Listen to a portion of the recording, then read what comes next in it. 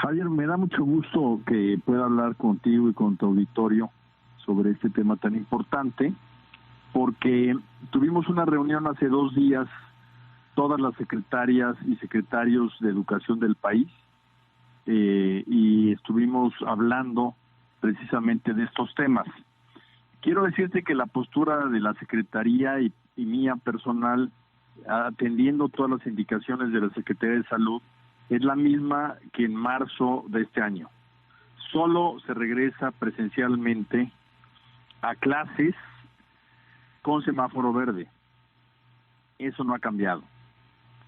Lo que estuvimos viendo y analizando es algo que ya habíamos incluso comentado desde hace un mes en todo el país.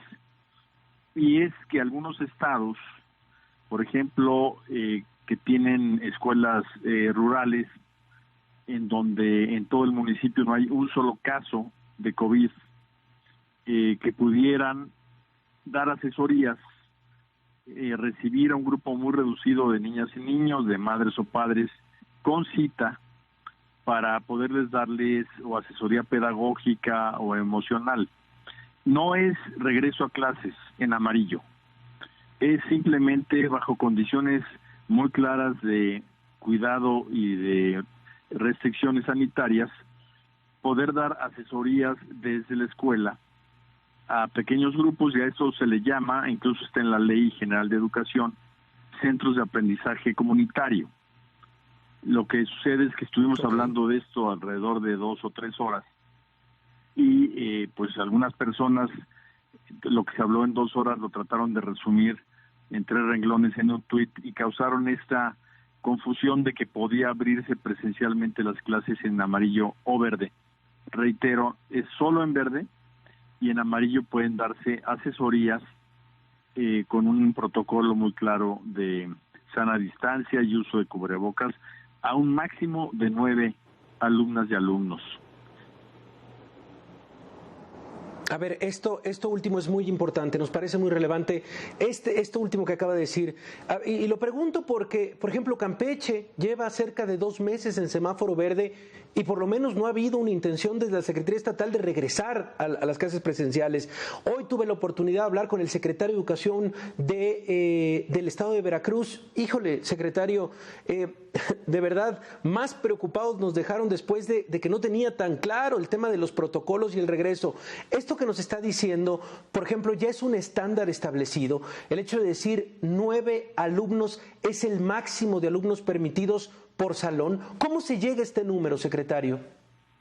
Bueno, se llega viendo el promedio del tamaño de los salones y una distancia mínima que a nivel escolar es de 2 metros. Nosotros estamos siendo muy cuidadosos de la salud de las niñas y de los niños, de las maestras y los maestros, y por eso la sana distancia la manejamos a 2 metros. Y 9 alumnos en un salón, digamos, estándar, estarían a esa distancia mínima de 2 metros. Ok. A ver, entramos yo creo que en una preocupación y en un balance muy preocupante que tiene que ver, justamente revisaba una encuesta publicada por el Tecnológico de Monterrey junto con Reforma, y el dato es contundente, que es yo creo que lo que les ha roto la cabeza en las últimas semanas. 75% de los padres considera que las clases a distancia afectan el aprendizaje de sus hijos. Sin embargo, 84% considera que es mejor que sean a distancia las clases para evitar riesgos. ¿Cómo convencer, secretario, a los padres de familia? Porque uno pensaría que, ya todos están dispuestos a regresar a los niños al salón, pero ¿cómo convencerlos? ¿Qué campaña va a impulsar la Secretaría de Educación Pública? Bien, Javier, en primer lugar, sí hay que tener muy claro que México es un país tan grande y tan diverso, que cuando se habla de escuela, muchas veces se piensa en la escuela que está enfrente de la casa de la persona que está pensando en ella, cuando en realidad hay muchas formas, llamémosle así, y realidades, entornos de las escuelas. Hay poblados Javier, en donde se cerró todo el pueblo y no ha entrado una persona y no hay un solo caso de COVID y sin embargo la escuela está cerrada. Entonces en esos casos nos han pedido autorización para tener un protocolo de apertura para, sobre todo para los niños más rezagados, y este es el caso de los centros de aprendizaje comunitario. Ahora, en el caso de los estados que están en verde, hoy precisamente hablé con los 3 gobernadores, Veracruz, Campeche y Chiapas. En Chiapas, alrededor del 70% de las escuelas ya han abierto, pero de una forma que cada escuela ha decidido, digamos, los protocolos, atendiendo a los protocolos mínimos que marca la Secretaría de Salud. Hay unos que los hacen un poco más rígidos, dependiendo de la realidad local. En Campeche no han querido todavía abrir, y me decía el gobernador que pasando las fiestas decembrinas, y seguramente por ahí del 15 de enero ya estarán evaluando abrir las escuelas. El sector salud y el sector educativo han estado muy claramente viendo todo el tema de la salud escolar, y se ha prolongado tanto la pandemia que dentro de la salud no nada más debemos de ver la salud física, sino también la salud emocional, la salud mental, tanto de alumnos como de maestras y maestros. Y es por ello que en muchos casos nos piden las escuelas permiso para dar estas asesorías a niñas y niños, y se hizo un protocolo muy claro con la Secretaría de Salud para que pudiera ser seguro, pero no el regreso a clases en amarillo. Ok, a ver, se imaginará también la cantidad de preguntas, de verdad, secretario, ahorita nos están llegando muchísimas. Unas personas preguntan sobre el planteamiento que se había hecho de este regreso dentro de estos protocolos, por ejemplo, que regresara parte del salón el lunes, otra parte el martes, otra parte el miércoles, otra parte el jueves y el viernes para todos aquellos alumnos que por lo menos los padres hayan tomado la decisión de decir no. Porque hay que decirlo, y esto es importante subrayarlo, el regreso a clases es voluntario, ¿verdad, secretario?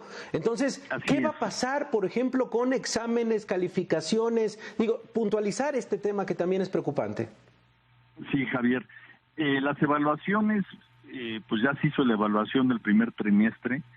Ese nos está arrojando datos muy interesantes porque es un dato duro de cuánto conocimiento está dándose y cuánto se está perdiendo en la educación a distancia.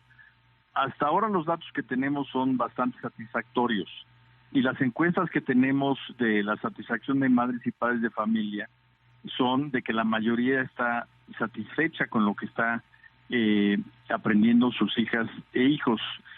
El caso concreto de el regreso, hay un protocolo que lo anunciamos hace cerca de 3 meses, en donde hay 9 intervenciones, y una de ellas es precisamente que se va a regresar en una modalidad mixta. Eso quiere decir que la mitad del salón va el lunes y el miércoles, la otra mitad va el martes y el jueves, y el viernes las maestras y maestros atenderán a los alumnos que requieran un poco más de apoyo para evitar el rezago. Eso está ya totalmente definido y así va a ser el regreso. Y Javier, un regreso mixto es algo muy bueno, porque pedagógicamente van a poder tener una atención más personalizada a cada niña y niño, y también desde el punto de vista de salud es mucho más fácil la sana distancia. Entonces, es un cambio muy importante en la escuela mexicana, que estoy seguro que sus resultados serán benéficos. Híjole, bueno, pues me despido con esta pregunta, secretario. Le agradezco de verdad otra vez el acompañarnos esta noche. Me escribe directamente una madre que nos está viendo en este momento y dice: me animo a escribirte, pues quizá el tema puede interesarte. Estoy viviendo una complicada situación que vivimos cientos de miles de mexicanos. Las escuelas de educación especial y cuyos niños no asisten a clases. Yo tengo 3 hijos. Mi hijo de 8 años tiene autismo. Justo este ciclo escolar iba a pasar a primaria e iba a entrar a una escuela especial que se llama, bueno, me da el nombre de la escuela.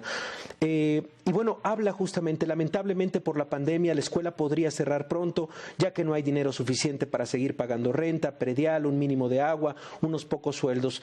Y me quiero centrar en este caso, secretario, porque sí, ¿en dónde está la educación para la educación especial, las personas con discapacidad? ¿Dónde entran en todo este plan de regreso presencial, secretario? Bueno, educación especial ha sido considerada de manera muy clara, Javier. Hay programas específicos sobre educación especial dirigida a padres y madres de familia. Hay lenguaje de señas mexicanas para personas que tienen discapacidad auditiva. Hemos repartido libros en braille y en macrotipo para personas que tienen debilidad visual y los estamos considerando como parte muy importante del esfuerzo de la educación a distancia, y cuando regresen a educación presencial, pues obviamente tendrán a sus maestros que tienen ya todo un entrenamiento para educación especial, que es una especialidad dentro del tema pedagógico. Sí quisiera terminar, Javier, diciendo que ha habido pues un reto muy grande para todos. La pandemia en todo el mundo pegó muy fuerte.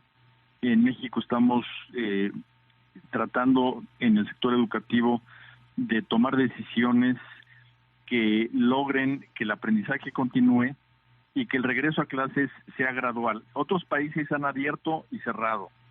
Han abierto, se ha contagiado mucha gente y tienen que volver a cerrar. Y creo que eso es peor para niñas y niños. Sí.